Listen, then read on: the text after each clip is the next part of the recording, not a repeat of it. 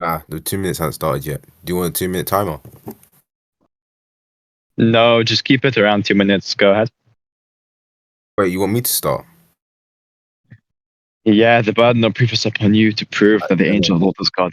Go ahead. Alright, cool. So say no more. Alright, so from the Hebrew Bible, we can clearly tell the angel of the Lord is God. For example, the angel of the Lord, when he's speaking to Hagar, he says, I will multiply your descendants. He uses in the first person. When Hagar realizes this, she doesn't say, I have seen an angel. She says, I have seen God. Then we see all the time, we see in the Hebrew Bible where we see God physically enter creation, which Jews do not accept. We believe this is the messenger of Yahweh who comes in. We also see in the burning bush where the angel of the Lord claims to be the God of Abraham, Isaac, and Jacob. Because what we see is we see the angel of the Lord appears in the bush. Then Moses is scared of the angel of the Lord because he believes it's God, and he believes that when you see the angel of the Lord, you will when you see God, you'll be destroyed. So he's very anxious about actually seeing. We also see him taking off his sandals.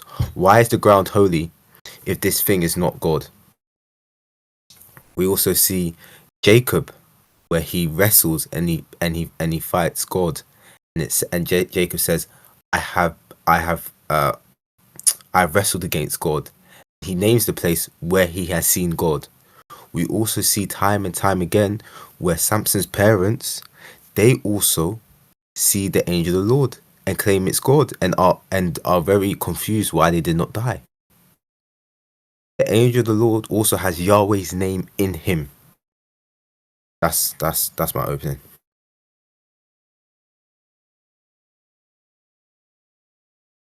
Okay, you made a few points there, so I'll begin like one by one. You said, for example, the angel of the Lord speaks as if he's God. Again, this is just going to be the language of scripture, where messengers speak in the first person of the sender. So if you go to, for example, 2 Samuel 3:14, we see that David sends messengers saying, give me my wife Michal. He commands the messengers to say, right? David said, right? David also sent messages to Ishbosheth, son of Saul, saying, right? What are they saying? Give me my wife Michal. To the recipient, right? He would be hearing from these messengers, because again, the messengers are commanded to say, give me my wife Michal. So to the recipient, the messengers would be claiming that Michal was their wife. But of course, this isn't the case. It's just the case that messengers, right? Angels, messengers, speak in the first person of their sender.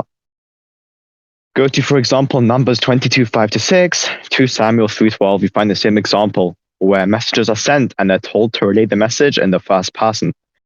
So from the perspective of the recipient, yes, the messengers would be claiming to be their master, saying, for example, give me my wife. But again, it would be obvious that these are messengers, right? And we know, again, that this is a messenger from the text itself, which establishes it. He made like a second argument that they were scared, people were anxious when they saw the angel of the Lord. So it's just going to be the case in the Bible that anything holy, right, gives one anxiety. You see, for example, in Daniel 11, chapter 10, verse 11, right? It says, in Daniel trembled in terror before the angel. This is like verse 11 to verse 12. You see in Daniel 10, verse 7, that everyone panicked around Daniel. And this is just the angel Gabriel. It's not the angel of the Lord. So why is he trembling in terror? Because he's a holy entity, right? You see, for example, also, when Moses came down from Mount Sinai, it says his face was shining, right? This is Exodus 34, verse 30. It says a divine radiance beamed forth from his face, sparking those into fear who would encounter him. We see also, for example, 1 Samuel 6:19, where the ark of the Lord, right, was forbidden to even be gazed at. So again, they were scared when they saw this angel, thinking they would die. And we find the same thing with Moses and the ark of the Lord. When people would see it, they would think they were going to die. Also, Numbers 4:20, right, the items that were kept in the holy temple were also forbidden to be looked at. And this is the case, right? This is why we find people being scared when they see holy things, thinking they will die. And this again doesn't mean it's God, unless you want to say that Moses is God, because again, people were scared when they saw him too. In regards to the other argument he made like a third argument where it says that Jacob wrestled God. It says Jacob wrestled the Elohim. If you go to Psalms 8:5 or 8:6 in the Christian Bible, it says, right, it translates it according to 99% of the English Bibles, the term Elohim as an angel. So it's just going to be the case that the term Elohim in this instance in Genesis refers to an angel, not to God. Yeah. Okay, cool. So yeah, you had a lot of points there. Okay, so first, I want you to address this thing. So when we see, for example, we see in, I think it's in the book of Exodus where it says, or Deuteronomy, where it says God has descended into Mount Sinai. So my question for you for that would be, who is that person who descended into Mount Sinai? Do you believe God enters creation and descends to Mount Sinai? My other question to you is that you said, people get scared when they see like a holy thing. No, we have no issue with people getting scared when they see a holy thing. But what you need to realize is what it says in Judges, right? And I'll get exactly I'll get you the reference.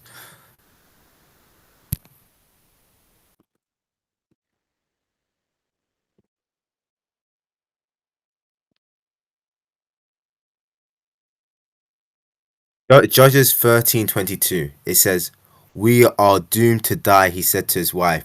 "We have seen God." So they've identified this person as Yahweh.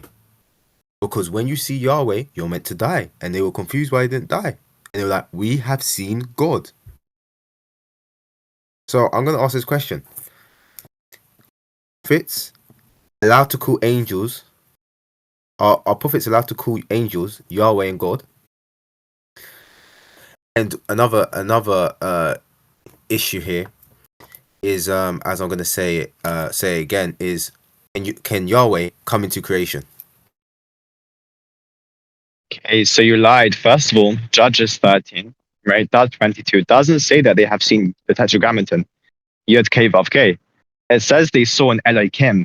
And again, I gave an example where the term Elohim, right, is also employed for angels. I gave you Psalms chapter 8, verse 5 or verse 6, right? Depending on which text you use. So again, it doesn't say they saw God. It says we are surely going to die if we have seen a divine entity.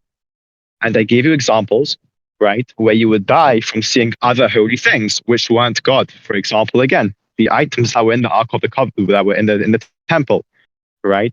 I gave an example where if people saw it, they died. You also have the Ark of the Covenant. Again, if people saw it, they died. So again, it's going to be the case. And also with Moses, right? When people saw Moses, they trembled in fear. Also with Daniel, they trembled in terror and fear. So it's just going to be the case, right, that holy entities, right, would make one experience fear. Fear of what? Obviously, fear of death, and fear of torture. I mean, what other fear would they be afraid of? So that's the answer for why they were scared of seeing an angel, because again, an angel represents God's presence. The same way the Ark of the Covenant also represents God's presence, and so on and so forth. And then you gave like another argument. You said, is it the case that, for example, things which are not God can be called by God's name? Yes, you see it in Isaiah chapter 7, verse 7 to 10, where it says, right, that Isaiah is sent to speak to King Ahaz to deliver him the message regarding the war against the northern kingdom Israel and the kingdom of Assyria. And it says that Isaiah is speaking to King Ahaz. And then it continues in verse 10 saying, Kaya ma Hashem. It doesn't actually say that, I'm misquoting it. But it says, and God continued. It said, God continues speaking to Ahaz. But what do you mean God continues speaking if the speaker until now had been Isaiah? Again, the speaker until now speaking to Ahaz had been the prophet Isaiah. Why is it saying now that the Tetragrammaton continued speaking? If it said the Tetragrammaton then spoke, fine. But it doesn't say that. It says the Tetragrammaton continues speaking. And the speaker until then had been the prophet Isaiah, which forces Isaiah to be the Tetragrammaton. There's other examples I can show you, for example, where Jerusalem is called Yud Kei Vav Kei, the Tetragrammaton, Yud Set Kai. And for example, Jeremiah. It doesn't mean that Jerusalem is God. It's just called by a name that has God's name within it. Because again, Jerusalem represents God the same way Isaiah did, the same way angels do. You said, for example, I made a lot of points. You made a lot of points. I responded to like maybe 70, 60% of your points. So I don't think I made a lot of points in response. You said, can God enter creation? No. King Solomon, may peace be upon him, refused this notion in Kings and in Samuel, where he says, right, even the highest heavens cannot contain you. how much less than the temple was built. So again, the question is, what's going to be within the temple? And this is just going to have to be a sort of emanation of God, which represents God within creation, but cannot be God, because again, we have the prophet's clear message telling us, teaching us that God cannot enter creation. And this is why, again, we have intermediaries who take upon the name of God, because they are, so to speak, a divine vessel, a mouthpiece of God within creation. This is why, again, the angel is awarded God's name. This is why, again, the Ark of the Covenant is called by God's name. It's called, for example, Elokei Yisrael, right? Hene Ha'aron. Adon Kol Ha'aretz, behold the Ark, Lord of all the earth. Joshua chapter 3. The last time I checked, the Lord of all the earth was God, not the Ark of the Covenant. But again, it represents God's presence within creation, hence it's attributed God's name. Yeah. Okay, cool. So you kind of strawmanned me in one of my positions there. So when they said they saw God, you know they meant they saw Yahweh because they're surprised they didn't die. It says, how have we not died when we have seen God? So it's not saying how have we not died that we've seen just an angel. It's because they had saw God. Okay? And now Exodus, I want you to understand Exodus 19. It says Mount Sinai was covered with smoke because the Lord descended on it in the fire.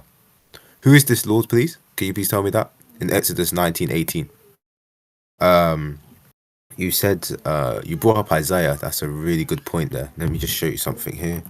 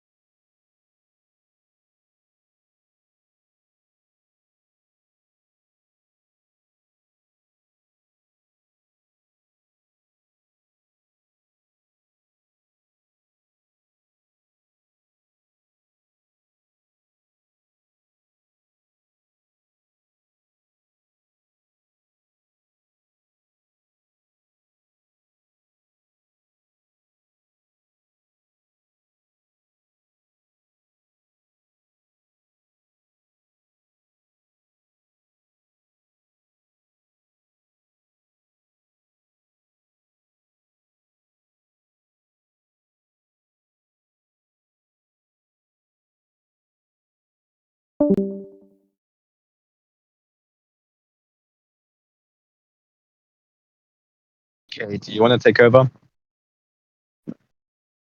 Hello, it's like the random guy with the Greek writing. Do you want to debate?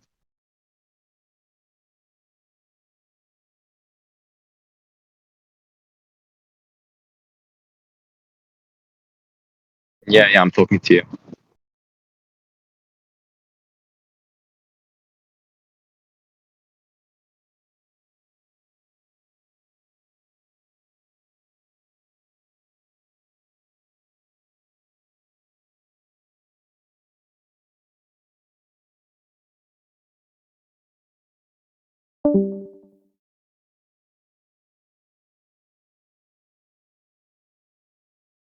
Okay, yeah. And just before we end the debate, I'll just give a quick response to his point. He said, right, we have seen God and we haven't died. Again, he didn't realize what I explained to him twice in my opening and my response is that the term Elohim can be attributed to entities which are other than God. This is why we call the Ark of the Covenant Elokei, right, which is the same word as Elohim. Elokei Israel, the God of Israel. Even though it's not God, it's just the Ark of the Covenant. Yes. And then again, in relation to them thinking they would die, we find again holy items or holy entities would cause one to die. For example, we find with the Ark of the Covenant, those who gazed upon it would die. See 2 Samuel.